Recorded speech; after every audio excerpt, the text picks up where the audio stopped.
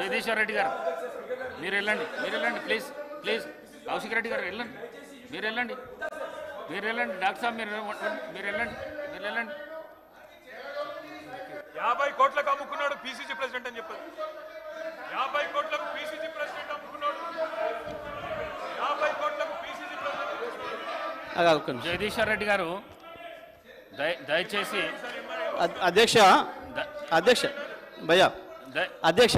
జగదీశ్వర్ రెడ్డి గారు ఆయన మాట్లాడిన ప్రతి అక్షరం రికార్డ్ నుంచి తీసేయాలి మీరు దయచేసి.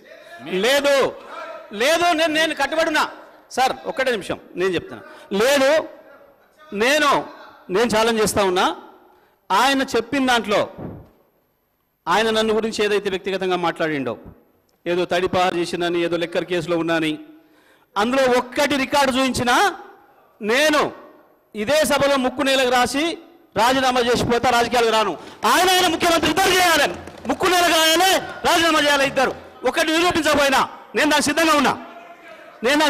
మరొకసారి చెప్తున్నా, ఆయన మాట్లాడిన దాంట్లో ఒక్క దాంట్లోనైనా నిరూపించకపోతే ఆయన ముఖ్యమంత్రి, ఆయన ఇద్దరు ముక్కు నేలకు రాసి రాజీనామా చేసిపోవాలి రాజకీయాల నుంచి. నేను అడిగున్నా దీని మీద నిలబడాలి అధ్యక్ష, దీని మీద నిలబడాలని చెప్తా ఉన్నా. అయితేనేమో రికార్డు నుంచి తీసేయండి చెత్తగాళ్ళ మాటల్ని, చెత్త మాటల్ని. లేదు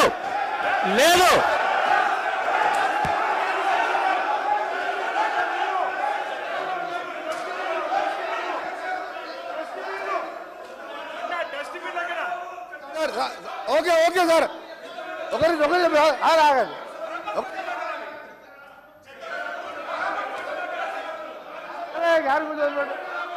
సార్ మా గౌరవ సభ్యుడు చెప్పినట్టు, నేను చెప్పిన మర్డర్ కేసులలో అతని పేరు 16. నేను చెప్పినట్టు మర్డర్ కేసులలో ఆయన కోర్టు చుట్టూ 16 సంవత్సరాలు తిరిగిండా లేదా కోర్టు రికార్డులో ఉంటుంది. రెండవది దోసపాటి గోపాల్ అనే మాజీ శాసనసభ్యుడు బగ్గులో దొంగతనం కేసు, అలాగే దొంగ మంది అందరూ నేను ఆయన ఛాలెంజ్కు సిద్ధం చేస్తున్నా. ఇది నిరూపిస్తా, లేకపోతే నా మంత్రి పదవికి ఎమ్మెల్యేకి రాజీనామా చేసి బయటికి వెళ్ళిపోతున్నా. ఛాలెంజ్ చేస్తున్నా, రికార్డు ఆపేయండి మీరు సార్ స్పీకర్ సార్, మీరు అర్జెంట్ చేయండి. మీరు నల్గొండ ఎస్పీకి వెళ్ళి రికార్డు తెప్పించుకోండి, హైకోర్టుకి వెళ్ళి తెప్పించుకోండి. 16 సంవత్సరాలు కోర్టు చుట్టూ తిరిగిన 2006లో కేసులు కొట్టేసి మర్డర్ కేసులు ఈయన న్యాయమే. నేను ఆయన ఛాలెంజ్కి సిద్ధంగా చెప్తున్నాను, రాజీనామా చేస్తా మంత్రి పదవికి, ఎమ్మెల్యేకి. నువ్వు ఇక మొన్న గెలిచిన 2000 3000తో గెలిచినావు, నీ జీవితంలో రావు. నువ్వు మళ్ళీ చదువుకు, నీ ఛాలెంజ్ని ఒప్పుకుంటున్నా. ఆ రికార్డు చెప్పండి. జగదీశ్వర్ రెడ్డి గారు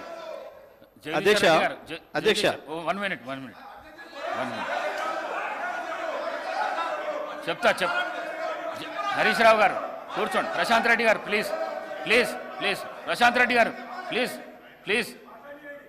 జగదీశ్వర్ రెడ్డి గారు, మీరు డిమాండ్స్ పై చర్చ మాట్లాడితే చర్చ సవాలుగా నడుస్తుంది.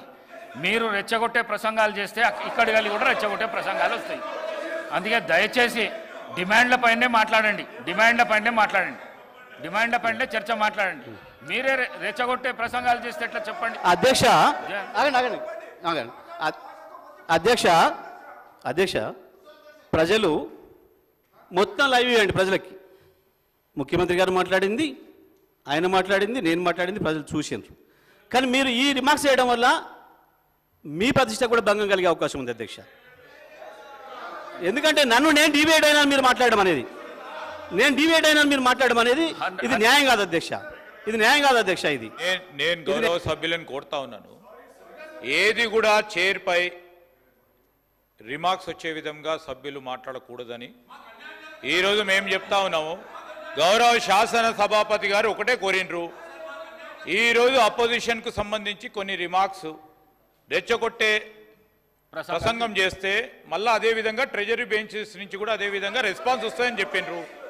ఈరోజు వారు చెప్పడం విషయంలో వారు చెప్పారు. రెండవది అధ్యక్ష, వారు నిత్యం ఈరోజు సభ్యత సమాజం మొత్తం కూడా చూస్తూ ఉంది అధ్యక్ష.